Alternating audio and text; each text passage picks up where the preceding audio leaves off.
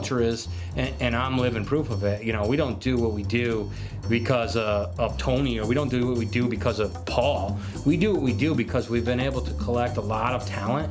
And if people say, well, Paul, what do you think your strongest trait is? I would say obtaining top quality talent and then getting them to work together.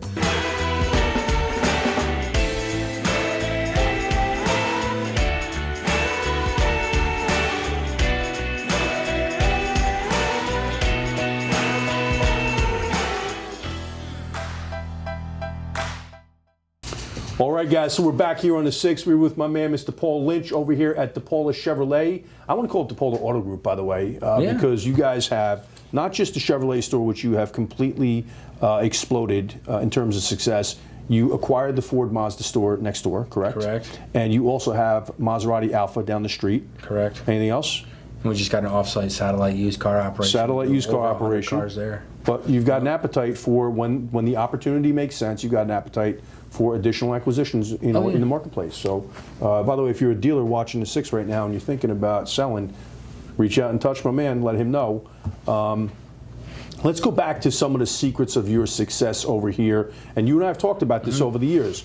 You've got a great system, a training system that uses more cognitive than the trained dog approach on the showroom floor. And so you've been able to cultivate and grow your sales force because you're teaching people how to sell the right way. So talk a little bit about your onboarding process, the training system and the selling system that you use, and tell us how it drives your success on a day in, day out basis.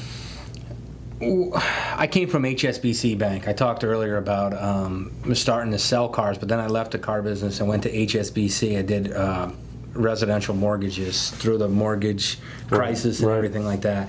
But that was very, very corporate, very, there's so much training. Like, I felt like I was more than capable of doing my job, or even doing my job better than the person that was training me. Right. And I still was in a training program. Then when I came back into the car business, Tony brought me back here. I came in as a finance manager, and I'm going to roundabout get to your question. No, go ahead, man. Like I told you, he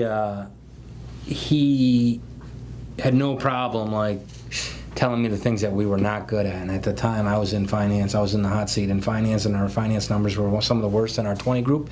And he took he didn't take well to that. So he sat down with me and asked me why our numbers were so terrible, why we're at the bottom of the book or the right side of the page, or wherever you don't want to be is where down we were. Here, lower right, baby. I know it very well. You want to be upper left in the 20 group. Like I was telling you, it was like a open mouth, insert foot moment where I said that it wasn't really, and I'm not an excuse type of guy like deflecting or pointing fingers or anything like that, but my true belief was that it was an entire sales department problem, not just a finance problem. So as soon as I said that, like, the words barely got out of my mouth, and the next thing out of his mouth was like, perfect, then starting tomorrow you're going to come out of the finance office and you're going to fix everything that you believe is wrong. And from there, it's just been overwhelming, the number of different things. But recruitment was a big thing.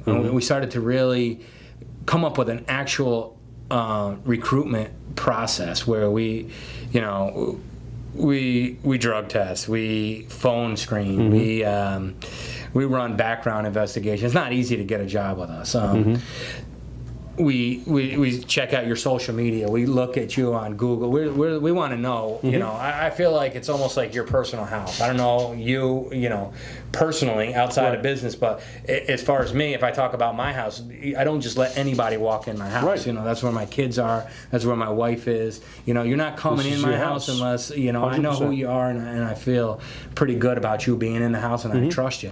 So I feel like that should be the same thing in a dealership. You don't want bodies. You want the right bodies. So we've got very, very selective with what we were going to let in the front door, the proverbial front door. Do you guys have a profile in terms of, like, because you and I have talked about this when you set us on a campaign, we're looking for, we love college educated, but we don't make that a requirement, but we do like college educated kids, but we want people with no experience too. Absolutely. We don't really discriminate against anything. I wouldn't say, age. We like youth, but if it's the right person, it's the right fit. I feel like, never mind the car business, just to throw that out the window for a minute. If you and I go to a restaurant for dinner this evening, we may not talk about it. We may talk about it, but based on whoever that person is, whether it's male or female, we've made preconceived notions about them. Like, do we want to have a conversation? Do we want to keep it real short and sweet? Do they look like a slob? Do they look professional? Do they have a personality? What determines how much of a tip we're going to leave and whatnot? And why shouldn't we be thinking about that in the car business? Like, when people come in here, it's not something that they necessarily look forward to doing. Like, we would look forward to going out to dinner. I think you would very much enjoy going out to dinner with me. I would agree. People don't enjoy coming in to buy a car. By the way, we're going at a dealership. We are going to. Yes, I can't wait. Full transparency. You know, he's paying. I'm paying, but he's coming down. We're going to shoot the podcast with Scott Joseph, Tom Restino, a little bit later on in the year, and I'm looking forward to that because we are going to roll the cameras after a scotch or a bourbon and really get to the heart of the matter. But you said something. I just want to stop for 1 second. You said something about when Tony said, you're going to go fix it starting tomorrow with respect to the F&I numbers. But you said something prior to that about you believed something to be true. So you spoke the truth, and Tony responded accordingly. And I think that is, you can't miss that point. Because so often people talk around issues or challenges in a dealership instead of getting to the heart of the matter, being honest and being truthful, and then doing something about it. And I think that we can't lose that on the audience, because a lot of times I'm asked, what's the secret? How does a DePaula become number one? How do they knock the king off the hill and stay there perpetually and continue to grow? It's because of situations like that. You fix what's broken. Once you get through the process with us, so you've been onboarded, and you've been hired, right?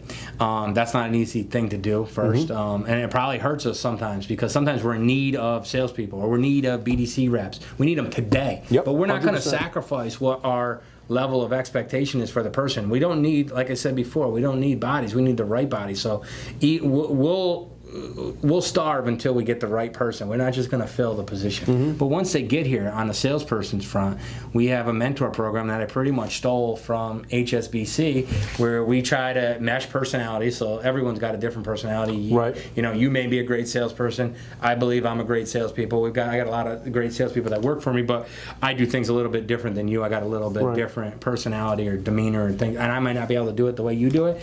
You may not be able to do it the way I do it. But we try to mesh personality, so we'll put a new hire with a seasoned salesperson. Those people are pre-selected. It's not just anybody, and we've only got, let's say right now we might have 3 or 4 guys that are capable of being a mentor. Then we won't hire 5 people because we don't have 5 people to put them with.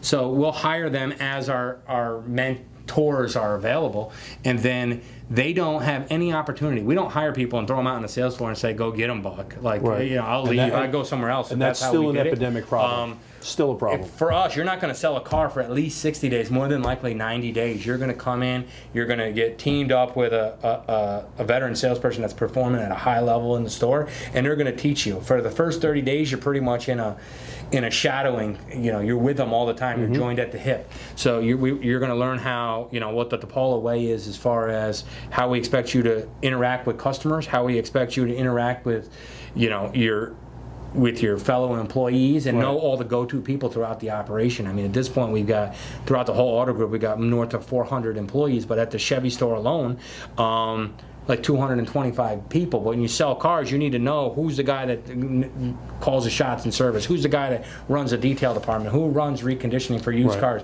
So if you just were thrown out on the sales floor, you learn that as you go. You make a lot of mistakes. We don't want to make mistakes on our customers. We want to execute to bring people and convert people every time. Like we don't miss opportunities. So they go through 30 days where they just mirror their mentor, and then after that, they take all their GM or OEM training and things like that. They get up to snuff. They learn all. They get sign-in and passwords to all of our softwares and everything that we use to execute.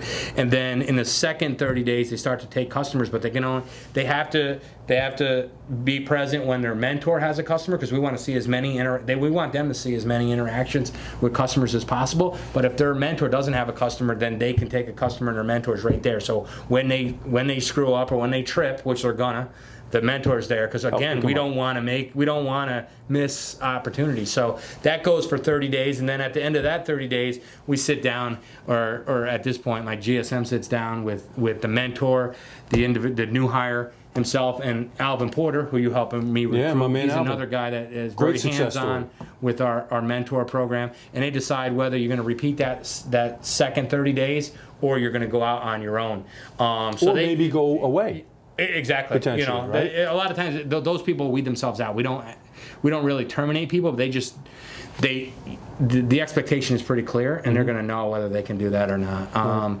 And if we do hire people with experience, they're going through the mentor program too. So a lot of people don't like that. They're like, well, I've sold cars for X amount of years. Well, you didn't sell cars the way we sell cars. So let's stop there for a second, because I don't want that to be lost on the audience. You guys are willing, and we talked about this, Hollywood and I. By the way, my man Hollywood Capone needs a shout out because he put the shot together again today like a master. But we talked about on the way up having that ability to delay gratification, to deal with the short-term pain of a little bit higher payroll. All right, a little bit less productivity on a per employee basis, right? Because they're not producing at that point.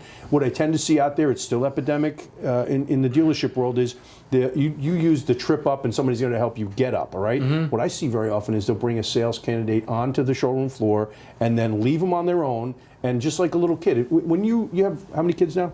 I have 5. You have 5 kids. So you saw them all learn how to walk, right? All except for the newest one. He's almost ready. All right, so when he's ready to walk and he goes to take his first few steps and falls down, you're not going to say, well, that one's not a walker, and leave him on his own. Yeah. You're going to pick him back up again and let him learn how to walk. That's what we see happen on an epidemic basis in our business. You guys have taken a completely different approach, where you're willing to deal with the short-term expense and pain to get them to a point where they've got the competence and the ability to execute and sell. Absolutely. I think that's the same thing. When you talk about the automotive industry, I think there's a lot of guys that are in management positions that aren't trained. I don't think it's anything negative. I'm not talking trash about them or anything like that. It's the truth. I think that they can be trained a lot better, and I think that they also are aware of that. They're not going to, put their hand up like, please pick me. I'm going to tell you the truth. I'm not trained. But I think because they're not, they're very, very protective. So when they see somebody that's got the potential to be the next guy, they try to get him away because he's a threat to me. We preach, like, our culture is, and I'm living proof of it, we don't do what we do because of Tony, or we don't do what we do because of Paul. We do what we do because we've been able to collect a lot of talent. And if people say, well, Paul, what do you think your strongest trait is? I would say obtaining top quality talent and then getting them to work together on a plan that's been established, and I hold them accountable. I think in a lot of places, I surround myself, the guys that I have, guys and girls that I have, sales managers, finance managers, GSM, they all outperform what I did in those positions. Now, I could be somebody that was like, get him out of here, get her out of here. I just need, I want to be comfortable. I don't want to lose my position. But that's not the case.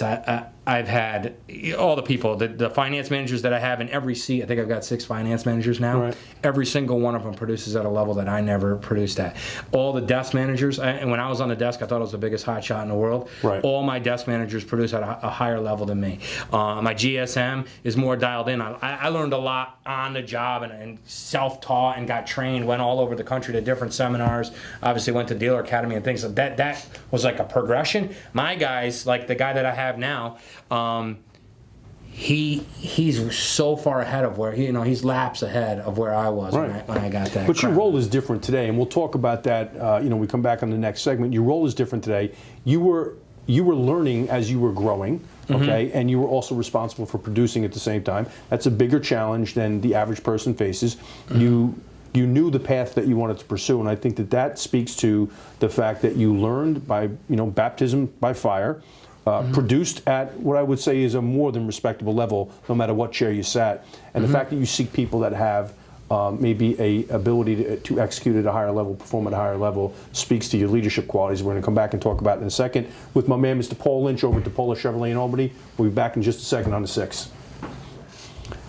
All right, guys, Sandy Cerami back on the 6 with my man making the magic happen behind the lens, Hollywood Capone. And I got my man, Mr. Paul Lynch, to my right. And, when we were at break just now, we were talking about the fact that how we're going to bring home this segment. No better way to do it than to show you living, breathing proof of what a success plan starts out to be inside the 6-inch space inside your mind, and why Paul and I were just laughing with each other right now. But you shared with me earlier today that you're not nearly done. You're just getting started. And one of the goals that you have, you told Tony that you want to be top 10, and he said, I'm going to challenge you to be top 10 Chevrolet dealer in the country. We're in the top 50 right now. Yep. So we got a little ways to go. Let's talk a little bit about that.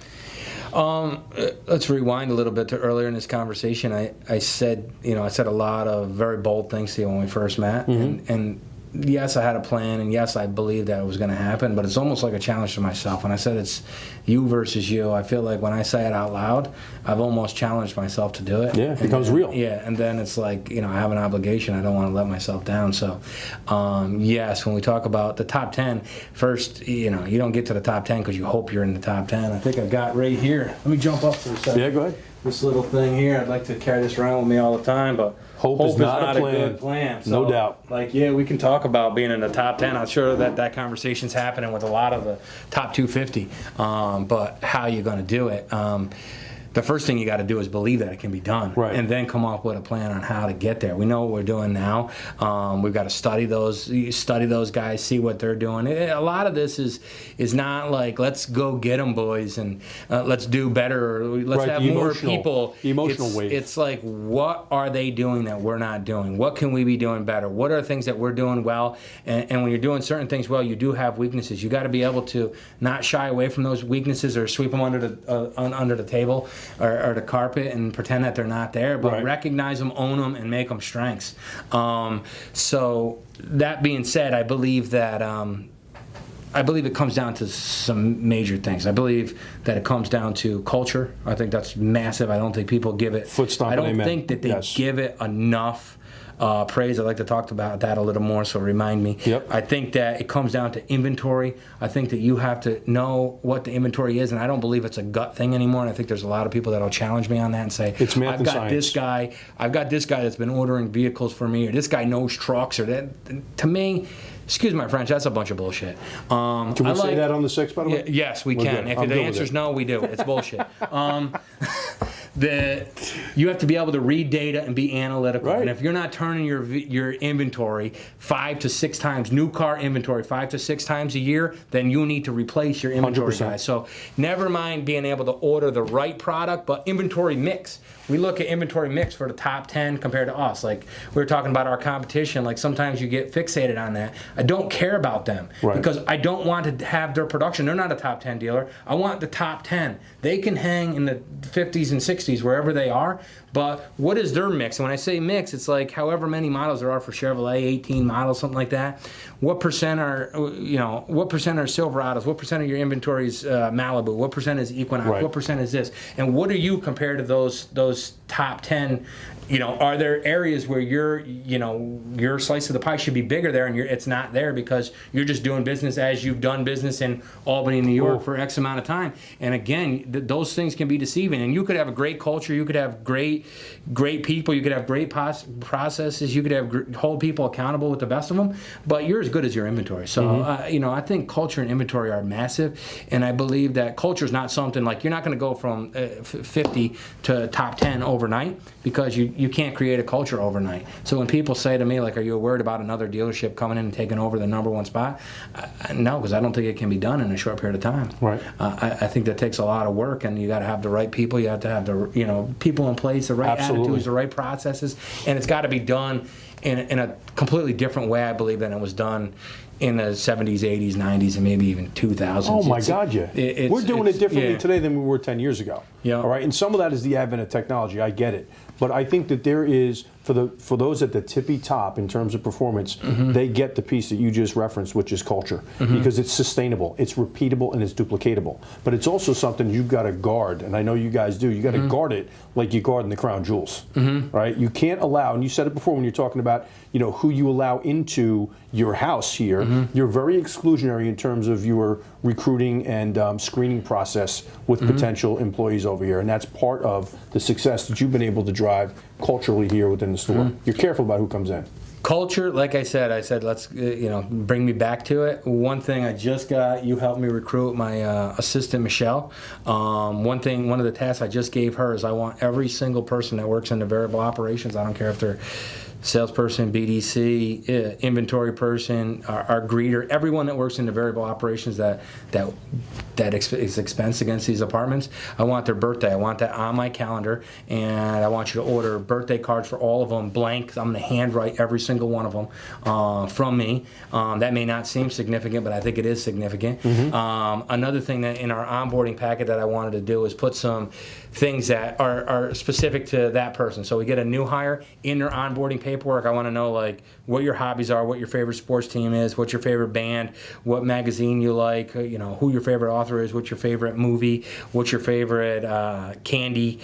All types of things like this. And then when they on board have certain things, like, if you're Snickers, we'll have a Snickers for you. Or what's your favorite restaurant, we're going to bring you to that restaurant. Things like that, where when they come on, they feel important, and it feels like not only are they important, they're another person that's a part of our team, but we know specifics about you because you told us about it. So we want to make them we want to make them be excited about working here and say, I just got a job at DePaula and they did this. Like, and people are like, listen, and there's going to be people that see these segments, quite honestly, that are looking for a career opportunity. By the way, if you're looking for a career opportunity right now and you're not looking here at DePaula and you're in the Albany market, you're making a huge mistake. The opportunity in this organization, and my team has an opportunity to say this on a regular basis as we recruit for folks, for you actively, is that we tell a great success story over here. We tell a story about a place that has a culture that you want to be a part of. And so if you are in the market up here and you're looking for an opportunity, this is a place that you want to knock on the door. Not going to say you're going to get through the screening process, but if you're the best of the best and you're committed and you want to succeed and you're willing to pay the price, no better place to do it than here. Absolutely. I talk about it now, like everyone, I'm going to sit here and talk about how much money I make, or would I like to make more money? Yes, I think I wouldn't be in it if I didn't want to make more money, because I want to be better. Sure. And when you're better, you're going to make more money. It's a formality. But at this point, money is not the most important thing to me, and that doesn't give me the most gratification. It's more like, new hire that came from the same place that I came from, which is nothing. Right. And watching them start to earn money and progress through different levels of income and come from maybe a place where not that your parents are going to tell you that they don't think that you have the capability of being successful, or maybe your high school teachers didn't have any faith in you, didn't think you would amount to anything. Right. Maybe you ran with a tough crew when you were younger and they think that you're not going to amount to anything, or whatever it is. Whatever challenges you had, you provide them with, I believe, the right kind of platform to grow. But when they start to move up the ranks, they're making 50, 60, 70, 80, six figures when they may not have thought that was possible. You're changing lives at that point. That's more gratifying to me than anything else. I mean, no question. But that speaks to doing your job when you. That speaks to the heart of in my opinion, a genuine leader, somebody that wants to help other people succeed. You succeed as a result of them succeeding, right? So you have like a mutual byproduct of success that you guys kind of bounce back and forth with each other. You talked about Alvin Porter, and I think Alvin Porter's story is one that should be told, because we recruited Alvin for the organization, and Alvin started out selling, right? Talk a little bit about his ascension in the group and where he is today. And for other folks that are out there thinking, hey, what kind of an opportunity really exists there, Alvin's a perfect story to tell. Yeah, Alvin came with no experience. I believe he came. A lot of times I only do the final interview, so unless it's like some kind of dire emergency or guys are tied up, and in the car business, fire start that you don't anticipate. So guy could be ready for the interview and then he's off doing something else. So somehow, some way, the stars aligned that the guy that was supposed to conduct the interview wasn't there for Alvin Porter. So I interviewed Alvin, which was probably a good thing, because, and I would tell you that that's probably a weakness of mine. I probably should do more of all the interviewing, because I believe that you're selling yourself in the interview too. Yes. They're not just selling you. You're selling them. So unless you think that someone in your organization is a better representation of the organization than you should probably be doing all the interviewing. Right. So when I was in front of Alvin Porter, I think that if Alvin interviewed with anybody else, he may not have taken a job, because he was probably more qualified to do other things. It wasn't like he needed the car business. He could have got a job in any professional industry that was out there. He came from timeshare sales. And when we sat down and started talking, I knew that this guy was the real deal. Sharp. So we had a real conversation. I was excited about it. And when I was talking earlier about, you want to have rabbits, I can smell bullshit. You can't sell me on something that's not real. So I knew that he had what it took, and we had other guys too at the same time that we hired Alvin. So we had like 2 or 3 guys that I knew were going to be the rabbits that were going to set the new pace. And then we've had guys that have gone out past Alvin and these other sales associates. And that'll continue to happen. Yep. And but he was a shining star, and he produced the same type of thing. I think when he got hired, we had multiple people that were hired, and he may not have been a shining star right out of the gate, but once he got his feet underneath him and understood what we were doing, and we were getting better too. Like the stage wasn't set for Alvin Porter the way it's set right now for people that are getting hired today. We were still getting better as an overall organization. We had conversations about that, you and I remember. But he was a top performer. He's very, very professional. And I think that we want to try to eradicate the stereotype that's out there about the car business that we're like a echelon below. We want to be professional, and Alvin Porter was a shining representation of that. And if you come here and you produce at a high level, you don't necessarily have to have the top numbers all the time, but if you're in the top 5 as far as production, and then you embrace the culture and you buy in and drink the Kool-Aid. I say, a lot of people say drink the Kool-Aid, I say bathe in it. Exactly. The scrub brush, absolutely. And you're a culture type of guy, and I talk about this all the time too, like a rising tide raises all ships. So those kind of people, you can't fake that. Like people gravitate towards certain people. Right. And Alvin Porter was one of those. So when you've got that it factor, those are the people that we want to promote, and we believe that they're gonna start to build other Alvin Porters in the next generation, the stronger, faster, bigger versions of Alvin Porter. Yeah, no question. He looks the part. He's very, very professional, to the T. and But he's then got I'm a going to backbone. go He's the real deal. Speed of the leader, speed of the pack. Absolutely. Right? Because I remember coming here the first time, you weren't rocking suits the way you are today. You've evolved too in terms of your sense of style and your presence. You're a different guy than you were in this regard. In a better way, I say you have really matured and evolved leadership-wise in terms of your acumen in the business. You took it seriously. And so you set the pace, I think, for the organization because the pace was set for you with Tony. Tony laid a great track out in front of you and you ran hard. Okay. There's certain. I talked about things at Dealer Academy that were negative and they're branded in my mind, but I can remember childhood things. Like I said, I came from a divorced household, single mother household. My mom did a lot of great things, and I love you, Ma. Shout out. Shout out to all the moms out there. You did a hell of a job with me because I was I'm giving you this, Mom. Because he's a guy I love and respect. I remember being a young boy and having to wear Voigt sneakers. You probably don't even know what they are. I think you could buy them at the grocery store. They were like $5 a pair. I had a pair. And it was embarrassing because you got kids in the school that were wearing Jordans, and I'm wearing this. And again, I'm not saying this. If my mom watches this, which she will, she'll probably start crying when she sees this. But it was probably the best thing that ever happened to me.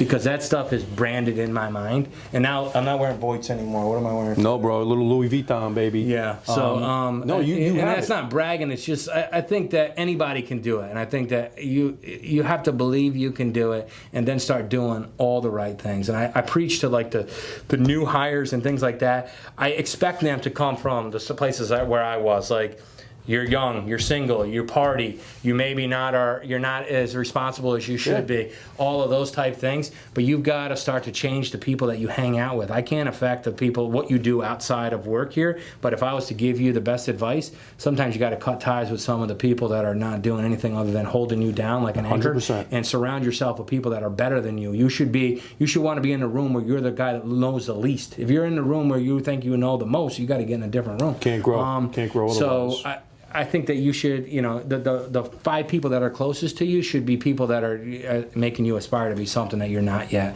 And you should be constantly trying to, once you get to a certain level where out of those 5 people you're the strongest one, you better surround yourself. Time to move on. No, I couldn't agree with you more. As we wrap here, I got to say this: you are the essence of leadership. You're the essence of what I look for in a leader in my travels throughout the country. Tons of different rooftops and dealerships and brands. You're the essence of the guy that I gravitate towards, of the person I gravitate towards, because you live and breathe everything that you say. And there is no bullshit, as you said before, in terms of who you are and what you are.